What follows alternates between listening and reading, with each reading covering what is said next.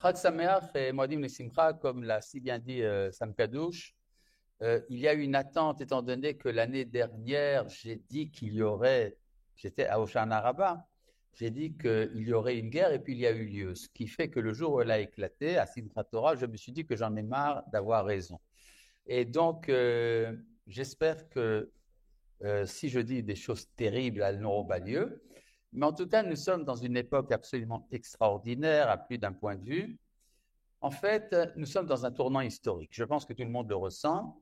Ce tournant historique ne concerne pas seulement le peuple d'Israël, il concerne l'humanité tout entière. Nous sommes aujourd'hui dans une sorte de changement de plaque tectonique. Vous savez, la migration des continents, ça existe également au niveau des grandes puissances et au niveau des civilisations. Et quelque chose est en train de se passer aujourd'hui. Il y a, vous connaissez certainement cette thèse qui fait très courante aujourd'hui, celle du penseur américain Huntington, qui parle aujourd'hui du fait que nous sommes depuis plusieurs années dans une sorte de guerre mondiale. Une guerre mondiale pas forcément militaire ou même économique, ou même politique, il s'agit d'une guerre mondiale au niveau des civilisations. Il y a ce qu'on appelle l'affrontement des civilisations. La thèse de Huntington est qu'il y a à peu près aujourd'hui 9 civilisations qui sont en concurrence l'une avec l'autre. Et l'enjeu de cette guerre, c'est de savoir qui c'est qui va diriger la culture, la civilisation universelle. Alors, on peut dire, si on essaie de réduire un peu le nom, parce que 9 civilisations, c'est beaucoup, on peut dire qu'il y en a 4. 4 qui s'affrontent aujourd'hui dans le globe terrestre. Il y a tout d'abord la civilisation occidentale, qui est gigantesque. Il y a également le monde islamique, qui lui est un peu moins grand, mais qui fait déjà beaucoup de bruit et qui essaye de s'emparer de la planète. Il y a également une autre civilisation populaire à certains moments, aujourd'hui un peu effacée, la civilisation extrême-orientale. Et puis, il y a une quatrième, c'est nous. Nous sommes également une civilisation. Et l'enjeu actuel, c'est de savoir comment est-ce que la civilisation universelle sera orientée. Actuellement, et on ne sait pas encore pour combien de temps, c'est le monde occidental avec sa capitale Washington qui domine la civilisation universelle. Il y a aujourd'hui une tentative violente et agressive de l'islam pour remplacer cette civilisation. Et il y a entre ces deux grands blocs, eh bien, il y a nous. Sans faire de politique, je rappellerai que notre Premier ministre à l'ONU a très bien expliqué cela également devant le Congrès américain, lorsqu'il a expliqué que, en fait, il s'agit d'une guerre entre le bien et le mal, et que au milieu de cette guerre, sur le front de cette guerre, se trouve le peuple d'Israël, et nous ne luttons pas seulement pour notre survie physique, nous luttons également pour le bien contre le mal. Ça, je ne sais pas sans nous rappeler un peu ce que disait Churchill quand il est dans une situation désespérée, lorsque la France était déjà occupée, l'Union soviétique alliée de l'Allemagne et les États-Unis en neutralité, et qu'il ne restait pour faire la guerre contre les Allemands que l'Empire britannique. Et le plus logique aurait été de faire la paix avec Hitler. Et Winston Churchill a dit, il faut continuer la guerre parce que Dieu ne laissera pas le mal s'emparer du monde. Et je pense que c'est à ce niveau-là qu'il faut réfléchir sur les événements actuels. Il y a aujourd'hui une réorganisation, une redistribution des cartes des grandes puissances et des civilisations, et nous devons être conscients de notre rôle, de ce que nous avons à dire, de ce que nous avons à faire dans cette situation-là. Je tiens à rappeler, dans ce contexte-là, ce qui s'est passé lors du début de la guerre actuelle, lorsqu'un soldat israélien est monté sur le minaret d'une mosquée dans le Shomron et a diffusé à partir du minaret le schéma Israël. Il a été presque jeté de l'armée. Finalement, ça ne s'est pas passé. mais en fait, il aurait dû recevoir une décoration. Non pas parce que c'est osé, c'est audacieux, etc., mais tout simplement parce que ça mettait le point d'orgue de la guerre actuelle. C'est-à-dire, nous sommes aujourd'hui dans un affrontement au niveau des valeurs. Nous ne sommes pas seulement dans une guerre politique, nous sommes dans une guerre de civilisation et de valeurs, et c'est ça que nous sommes en train de vivre. Il y a une question qui peut, disons, euh, déranger au niveau moral. Tant que nous, le peuple d'Israël, nous étions en guerre contre les païens, contre les idolâtres, Ovdei Avoda Zara. Alors c'était très facile. On se disait, voilà, nous sommes les monothéistes, eux, ce sont les polythéistes, nous sommes dans la vérité, eux sont dans le mensonge, donc c'est très simple. C'est-à-dire, nous luttons pour que Dieu gagne, si on peut dire. C'est-à-dire, nous avons un seul Dieu et eux ont une multitude de dieux et c'est nous qui avons raison. C'est très clair. Aujourd'hui, l'affrontement se fait entre deux monothéismes, entre le monothéisme d'Israël et celui de l'islam. Et ça, c'est pas du tout la même chose. Il y a un verset dans la prophétie de Bilham, dans le livre de Bamidbar, dans lequel il dit Oy mi yahye mi sunmo el, ce qui veut dire malheur, qui vivra lorsque ces choses-là arriveront. Alors, en hébreu, le missumo, quand ces choses-là arriveront, ça, on peut le lire, puisqu'il n'y a pas de ponctuation dans Sefer Torah, comme mishemo. Mishemo el, dont celui qui, lorsqu'arrivera, celui qui porte le nom de Dieu. Et le Midrash, Pirkei de Rabbi Eliezer, explique étant donné que Dieu a lié son nom à Israël, elle, c'est Dieu, et qu'il a lié son nom à Ishmaël, elle, Dieu. Mi-Yahye, qui pourra vivre Kesheyakum Ishmaël à Israël, lorsqu'Ishmaël se lèvera contre Israël.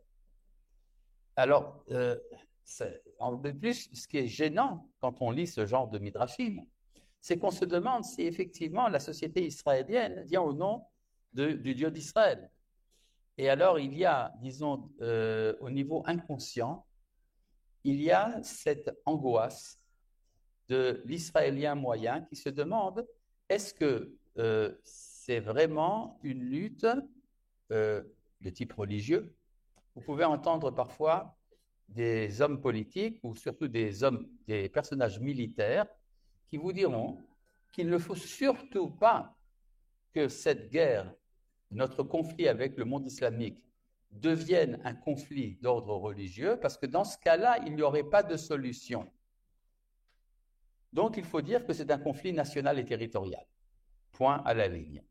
Ridicule. C'est comme si, par exemple, vous avez quelqu'un qui est malade, le médecin sait que pour cette maladie-là, il n'a pas de médicament. Mais il a un médicament qui est utile pour une autre maladie. Alors, il dira au malade, vous avez l'autre maladie. Alors, c'est un peu ça qu'on fait aujourd'hui. On explique, on fait comme si la motivation de nos ennemis n'était pas une motivation de type religieux. Et alors, dans ce cas-là, on pense que c'est réglable. C'est n'importe quoi. En vérité, c'est à partir du moment où on a conscience de la nature véritable du conflit qu'il est réglable et on en parlera dans la suite. Je voudrais analyser avec vous un passage assez bien connu du traité de Avodah Zara. Avodah Zara, dans le Talmud, dans les premières pages de Avodah Zara, il est question de ce qu'on appelle le tribunal de l'histoire. Je crois qu'on a publié que c'était le titre de la conférence de ce soir. Effectivement, il y a cette idée développée très longuement dans la Guémara. Il y a là-bas 2 dapim, c'est-à-dire 4 pages. Vous savez, 4 pages du Talmud sur un seul sujet, c'est énorme. Et là-bas, il est question du jugement des nations à la fin de l'histoire. Et c'est très surprenant, si on prend ça très sérieusement, c'est bizarre. Il est écrit que Dieu prendra dans son sein un rouleau de la Torah et il dira tous ceux qui s'en sont occupés, ceux qui se sont occupés de ce qui a écrit là, qu'ils viennent recevoir leur salaire. Alors qui arrive? Toutes les nations du monde. Et les nations viennent be'irbouvia, ce qui veut dire elles sont mélangées. C'est-à-dire que le tribunal de l'histoire, le jugement dernier, ce n'est pas le jugement dernier dans le sens classique, mais c'est le jugement de la fin de l'histoire politique, ça se passe lorsque les nations sont mélangées, c'est-à-dire ce qu'on appelle le globalisme, le village universel, cette tentative d'effacer les particularités d'ordre national. En fait, comme disait Manitou, il y a une patrie des cosmopolites, ce sont les aéroports. Dans les aéroports, on est en pleine patrie cosmopolite, et alors c'est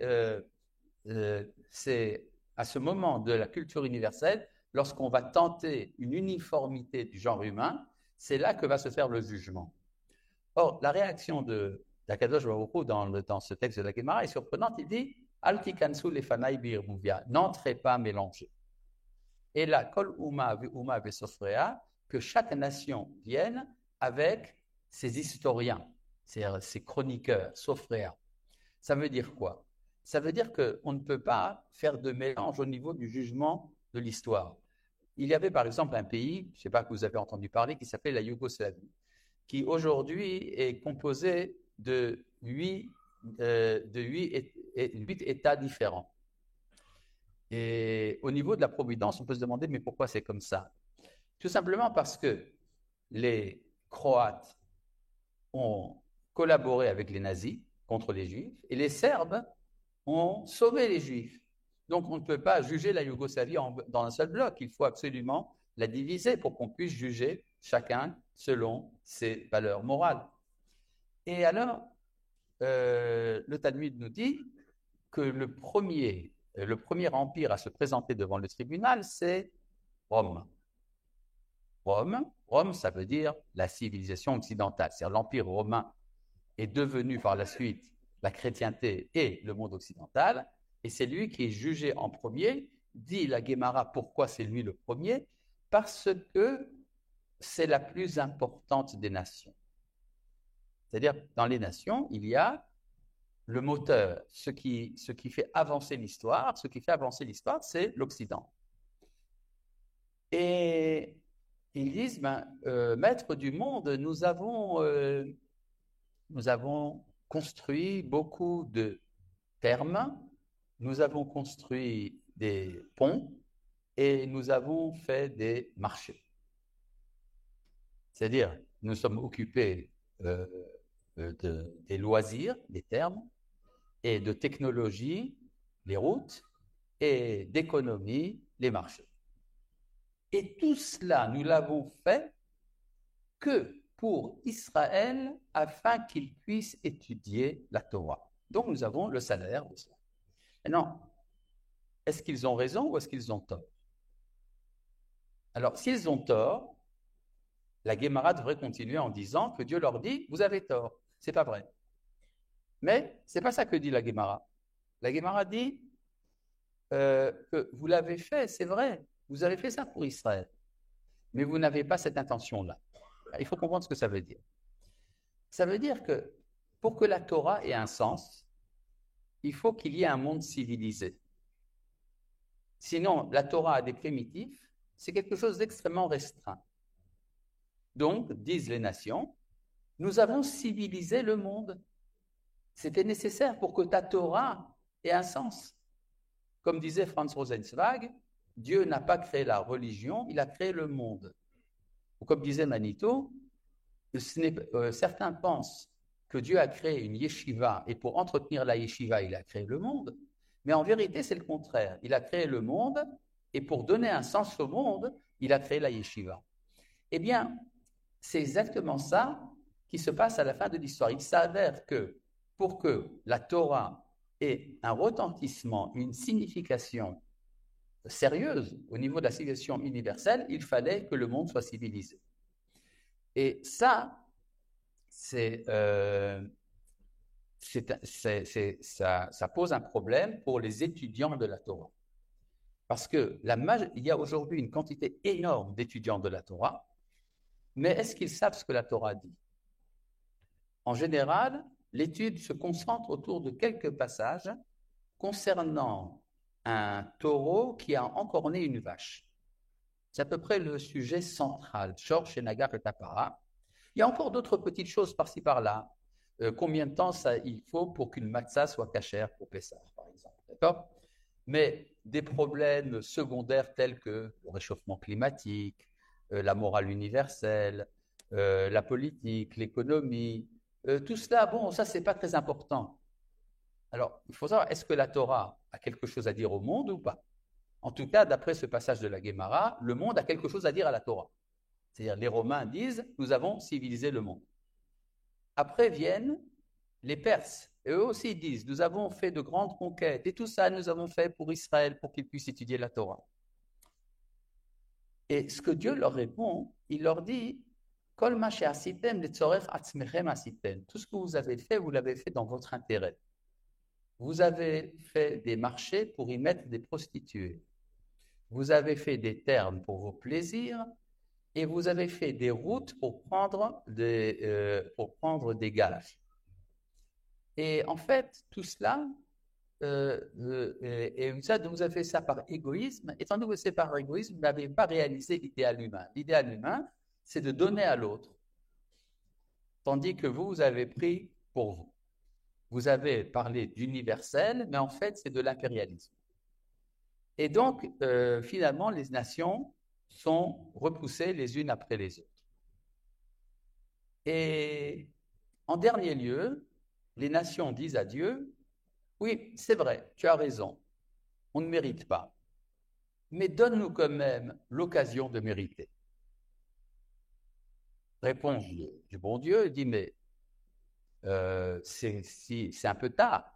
C'est quand on a préparé le Shabbat qu'il y a de quoi manger le Shabbat. Mais si vous n'avez pas préparé la veille de Shabbat, il n'y a pas de quoi manger le jour de Shabbat.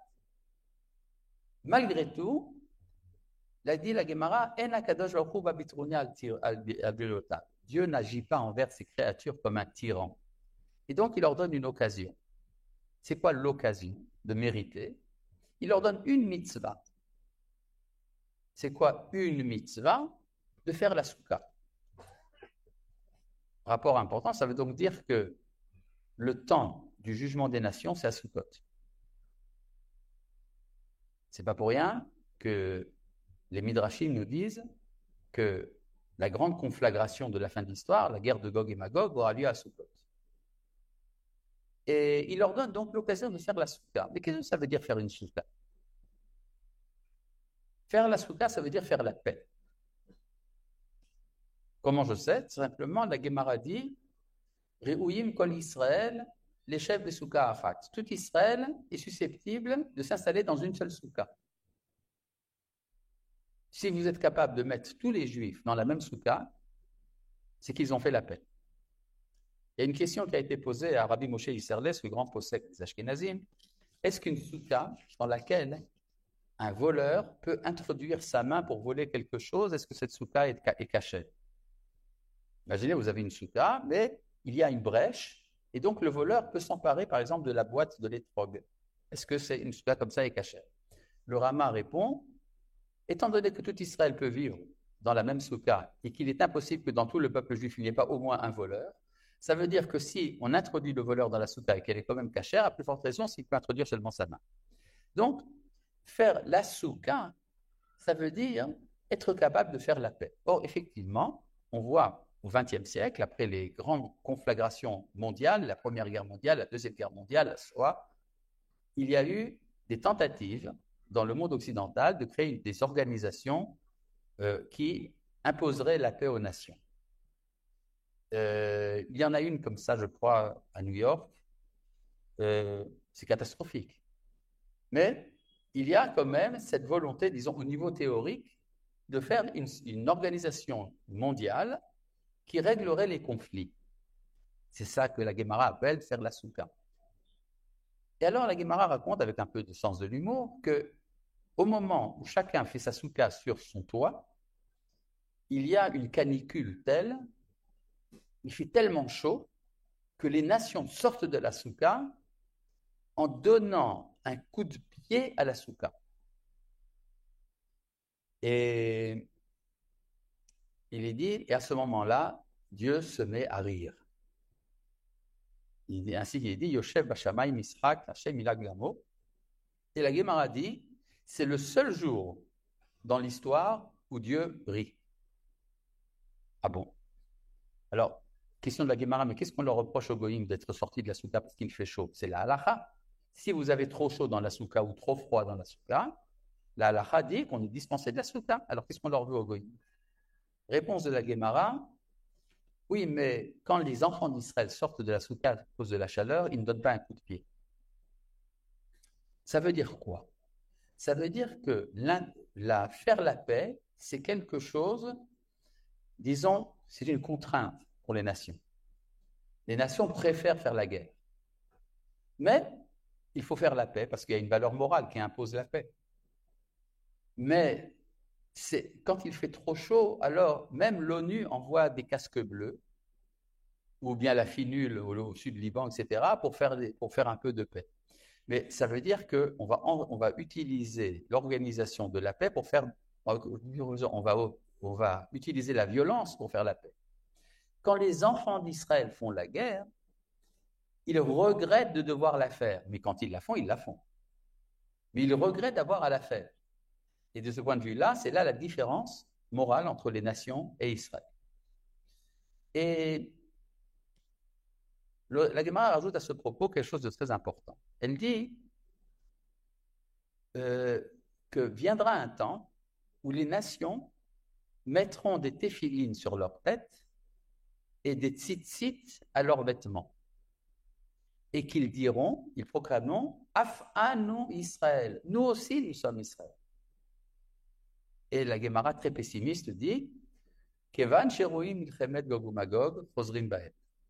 Mais comme ils verront la guerre de Gog et Magog, ils reviendront sur leur position. C'est-à-dire qu'ils deviendront ennemis d'Israël. Ça veut dire qu'il y a un jugement très clair à la fin de l'histoire, qui participe à l'axe du bien ou qui participe à l'axe du mal. C'est un choix qui doit se décider au moment du jugement de l'histoire quand arrive ce tribunal. Or, ce tribunal est en train de se faire. On ne peut pas, disons, aujourd'hui ignorer le paroxysme des positions. Alors qu'être antisémite il y a 50 ans était quelque chose de honteux qu'on devait cacher, aujourd'hui c'est une position politique, une opinion respectable. Être pro-israélien est devenu quelque chose de honteux dont on doit se cacher. Donc ça veut dire que nous sommes arrivés à un moment crucial de cette histoire. Intéressant, puisque les gens aiment les calculs et les pronostics messianisants et tout cela. Appelons une chose intéressante, c'est qu'il y a dans le livre de Kohelet une liste de 28 moments. Et la ledet et la mout, le moment d'enfanter, le moment de mourir. Et la tad, et la cornatoire, le moment de planter ou d'arracher les plantations, etc., etc. Il y en a 28 comme ça. Et ça finit par et milchama et shalom, le temps de la guerre et le temps de la paix. Je ne sais plus quel kabbaliste avait dit qu'en fait, ça correspond à 28 périodes de l'histoire. Si on prend classiquement l'histoire comme étant faite de 6 millénaires et que vous divisez les 6000 ans en 28 parties, en 28 tranches, ça vous donne des tranches de 214,2 années. Et actuellement, nous sommes encore dans ce moment, dans la 27e partie qui s'appelle Et Milchama, qui a commencé avec les guerres napoléoniennes, plus précisément l'invasion de la Russie par Napoléon, et c'est en train de s'achever.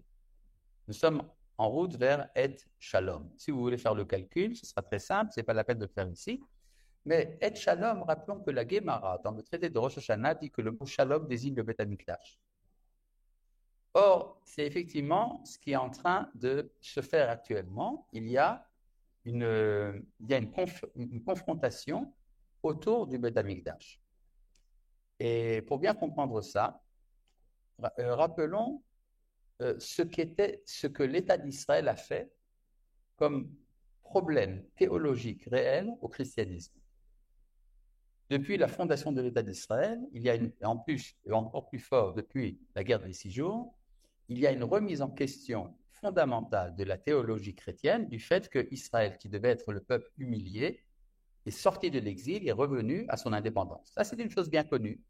C'est une des raisons pour lesquelles il y a une évolution intérieure au sein du monde chrétien qui essaye, de manière un peu boiteuse, mais qui essaye quand même de se rapprocher du judaïsme.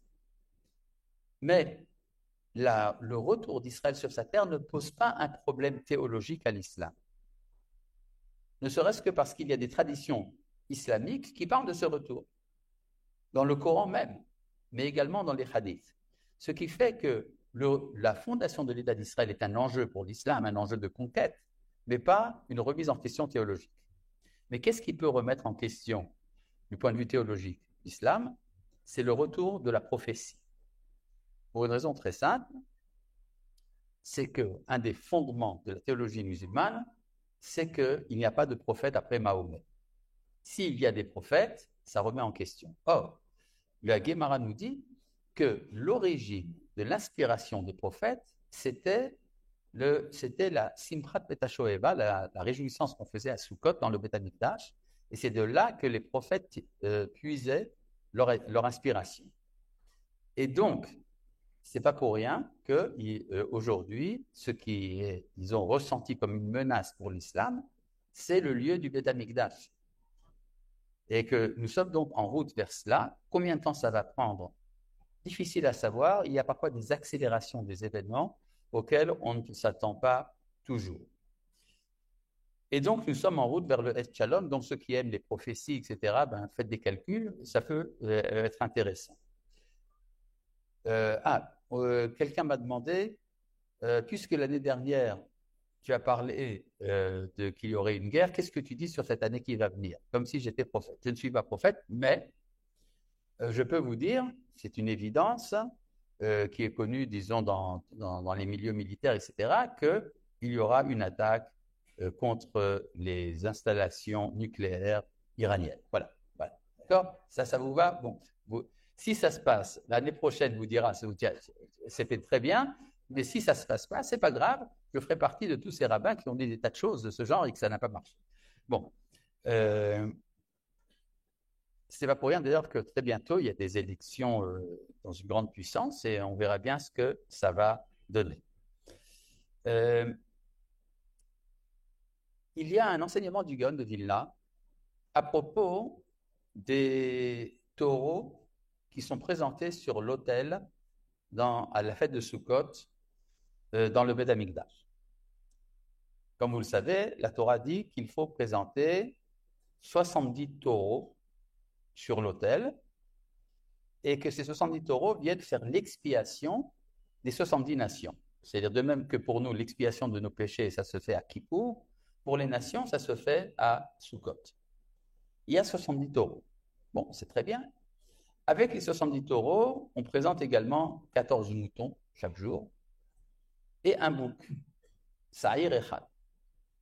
Maintenant, comment est-ce qu'on dit un bouc en hébreu biblique? On le dit soit Se'ir, soit Se'ir Izim, c'est-à-dire un bouc issu de chèvre. Bon, c'est vrai qu'un bouc, au début, était une chèvre, et puis il est devenu un bouc. Donc, il s'appelle Se'ir Izim. Maintenant, à nouveau, petit calcul. Le premier jour de Sukkot, on amène sur l'autel 13 taureaux. Le deuxième, 12, après 11, 10, 9, 8, 7. Ce qui vous fait en tout 70 taureaux. Et quand la Torah nous dit, elle nous parle du bouc qui est présenté, le bouc expiatoire, c'est-à-dire les khatat, alors le premier jour, le deuxième jour et le quatrième jour, 1, 2 et 4, la Torah dit le mot sa'ir. Quand elle parle des taureaux amenés le 3e, 5e, 6e et 7e, elle dit Se'ir Izim. Elle rajoute le mot Izim. À quoi ça rime? Le Gaon de Vilna nous dit, c'est très simple, si vous faites le calcul du nombre de taureaux qui sont présentés dans ces jours-là, le premier jour, deuxième et quatrième, ça vous fait 35 taureaux. Et si vous prenez donc le 3e, 5e, 6e et 7e, ça vous fait également 35 taureaux, puisque 35 plus 35, ça fait 70, n'est-ce pas? Donc 35 et 35 pour 70. Et donc, ça veut dire que les 70 nations de la Terre, 70 est un chiffre typologique, les 70 nations de la Terre sont divisées en deux grands groupes. 35 sont dominés par le prince tutélaire, l'ange tutélaire de Édom, et 35 par le prince, l'ange tutélaire d'Ishmaël. C'est comme si la Torah nous parlait, par allusion au fait qu'il y a un affrontement entre deux grands groupes de civilisations et qu'Israël est au milieu de ces deux groupes. Et ça s'achève par le bouc qui est présenté à Simchat Torah, qui est réservé à Israël. Donc, on voit également cet affrontement entre 35 et 35 et le rôle d'Israël à la fin de l'histoire. Mais c'est quoi ce rôle d'Israël? Ça veut dire qu'il faut savoir comment nous allons donner des réponses aux interrogations des nations. Or, les nations ont énormément d'interrogations. Il y a des interrogations au niveau culturel, au niveau moral, au niveau politique, au niveau du sens de l'existence. Tout cela, nous avons nos réponses dans la Torah. Simplement, ce que ça va nous demander à nous, c'est d'avoir des réponses. À ce propos, Manitou disait quelque chose de très fort. Dans le traité de Berachot, il est dit au nom de Rabbi Shimon Bar Yochai, Rabbi Yochanan qui dit au nom de Rabbi Shimon Bar Yochai, qu'on n'a pas le droit de rire dans ce monde. Le monde n'est pas drôle. D'accord? C'est pour ça d'ailleurs que la Gemara dans Avodah Zarah nous dit que le jour où Dieu rira, c'est à la fin de l'histoire. Avant, il ne rit pas. Il rit, il s'amuse, dit la Gemara. Il s'amuse avec le Léviathan, mais il ne rit pas. C'est-à-dire, il rit avec sa créature, mais il ne rit pas de sa créature. L'humour noir est réservé pour la fin de l'histoire. Et donc, la Gemara dit, on ne peut pas rire dans ce monde.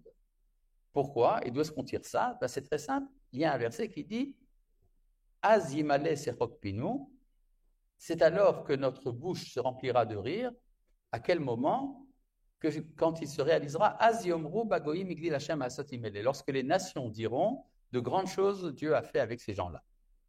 C'est-à-dire qu'il faut attendre le moment où les nations diront, diagnostiqueront qu'il s'est passé quelque chose de crucial à travers l'histoire d'Israël. C'est alors qu'on a le droit de rire. Et la Gemara continue, elle nous dit que cet enseignement de Rabbi Yochanan au nom de Rabbi Shimon Bar Yochai, on dit que l'élève de Rabbi Yochanan, Resh Lakish, quand il a entendu ça de son maître, a cessé de rire. Attention, la Gemara ne dit pas qu'il a cessé de rire, il a cessé de rire dans ce monde. L'omila pipsrok baolam hazé. Or, Resh Lakish vivait dans ce monde. C'est évident que s'il a cessé de rire, c'était dans ce monde. Alors Manitou disait non, ça veut dire qu'il y a dans la vie deux moments. Il y a des moments où nous sommes dans ce monde, il y a des moments où nous sommes dans l'autre monde. Nous sommes dans ce monde lorsque nous faisons la prière. Parce que la prière vient demander à Akadosh Baruch Hu de régler nos problèmes. Donc nous avons des problèmes. Quand nous sommes dans l'autre monde, c'est lorsque nous sommes dans l'étude de la Torah. Dans l'étude de la Torah, on a le droit de rigoler. Et alors Manitou faisait une remarque. Il y a un mur où les Juifs vont prier. Et ce mur, on l'appelait le mur des lamentations, le mur des larmes. Évidemment, si c'est la prière, c'est pour pleurer.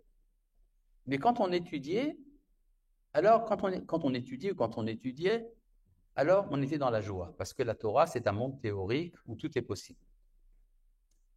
Mais, dit Manitou, aujourd'hui, le Kotel Amaharavi, c'est un lieu de joie. C'est là qu'on se rencontre. On se rencontre et même à Tisha B'Av, on rigole. Mais alors, ça veut dire qu'on est en train de rire. Mais alors, où est-ce que passe le sérieux? Le sérieux passe dans l'étude. Parce que c'est le moment où les goïms vont venir nous poser des questions et qu'on va devoir leur donner des réponses. Et alors là, c'est sérieux, c'est pas si simple. Il faut trouver les réponses à leurs questions. Est-ce que le messianisme, dont il est question là, ce qu'on appelle le tribunal de l'histoire, ce moment où les choses vont se régler, est-ce que c'est la fin de l'histoire? La réponse est exactement le contraire, c'est le début de l'histoire. C'est une histoire dans laquelle il y a la violence, dans laquelle il y a une histoire dans laquelle il y a de la haine et des malheurs et des maladies. C'est pas une histoire humaine. C'est digne des bêtes, des animaux. Mais si nous voulons une histoire sérieuse, c'est une histoire qui commence avec le messianisme. Alors maintenant, vous allez dire, oui, mais alors il faut attendre que le Mashiach vienne. Alors je vous annonce tout de suite, le Mashiach ne viendra pas. c'est nous qui allons l'amener. Ce n'est pas du tout la même chose. C'est-à-dire, le Mashiach n'est pas un Deus ex machina, quelque chose qui vient de l'extérieur, c'est quelque chose qui est le fruit de l'effort des enfants d'Israël. Or, cet effort, en quoi consiste-t-il? Il ne consiste pas en mangeant plus kasher ou en évitant de dire du lachon hara. Ce n'est pas ça qui amène le Mashiach. C'est très bien d'accomplir les mitzvot. Je tiens à faire une déclaration officielle, je suis pour l'accomplissement des mitzvot. Mais ce qui amène le Mashiach, c'est-à-dire l'harmonie de l'histoire, c'est un effort de type politique. Le Mashiach est un roi. Donc c'est un personnage politique qui dirige le peuple d'Israël dans la direction qui est la bonne et qui a donc un retentissement également par la suite qui devient universel. Est-ce que nous sommes aujourd'hui dans les événements actuels dans ce qu'on appelle classiquement la guerre de Gog et Magog? On en avait parlé plusieurs fois déjà ici. Je rappelle quand même quelque chose d'assez surprenant dans le livre d'Ézéchiel où il est question de la guerre de Gog et Magog qui s'achève par la reconnaissance de l'humanité d'Akadosh Baruch Hu. Il y a une liste de peuplades qui participent à la guerre de Gog et Magog. Sans faire, disons, de mysticisme ou du messianisme échevelé, mais il faut simplement savoir lire le Tanakh. Or, dans le Tanakh, de quoi il est question? Il est dit que Gog et Magog viendra de l'extrême nord, c'est-à-dire Gog, roi de Magog, viendra de l'extrême nord, le danger donc viendra du nord, mais il y a des nations qui vont y participer. Or, le prophète nous parle de 3 nations. Et il dit très clairement, Paras, Cush, Put. D'accord? Les 3 nations qui participent à cette conflagration. Paras, Cush, Put. C'est assez surprenant, effectivement, c'est ce qui se passe actuellement, n'est-ce pas? Alors, quoi, vous ne savez pas? Non, non, c'est très simple. Paras, je crois, actuellement, c'est l'Iran, non? Je crois. Bon. La conflagration avec l'Iran, la confrontation avec l'Iran est très claire. C'est quoi Cush? Je crois que dans le continent africain, il y a une république qu'on appelle la République d'Afrique du Sud, qui participe activement, au niveau juridique, mais peut-être plus que ça, à la lutte contre Israël, dans la Cour internationale de la haie. Et c'est quoi Put? Vous savez ce que c'est Put? Et si, Put, c'est ce que les Égyptiens dans l'Antiquité appelaient Punt, c'est la Somalie. La Somalie qui est à l'opposé du détroit de Bab el-Mandeb. Et de l'autre côté de détroit de Bab el-Mandeb, nous sommes attaqués par les Houthis. Et récemment a été publiée cette idée qu'Israël veut créer une base militaire en Somalie pour s'opposer aux Houthis. Donc on voit que les personnages, disons les pièces maîtresses de cette conflagration ont l'air de se retrouver. C'est peut-être pas pour rien donc que le prophète a parlé. En général, les prophètes, quand ils parlent, ils disent la vérité. Il y a dans la fête de Sukkot quelque chose d'assez surprenant. C'est la centralité de l'eau. C'est la fête où on fait ce qu'on appelle la libation de l'eau, le Nisur Hamay.